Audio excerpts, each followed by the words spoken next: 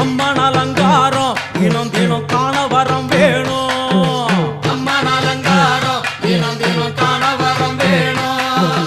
அம்மன் அலங்காரம் கண்டுவிட்டா நம்ம குறை தீரும். அம்மன் அலங்காரம் கண்டுவிட்டா நம்ம குறை தீரும். அம்மனுக்கு விரதம் ஆதி முதல் இன்று வரை வழக்கம். அம்மனுக்கு விரதம் ஆதி முதல் இன்று வரை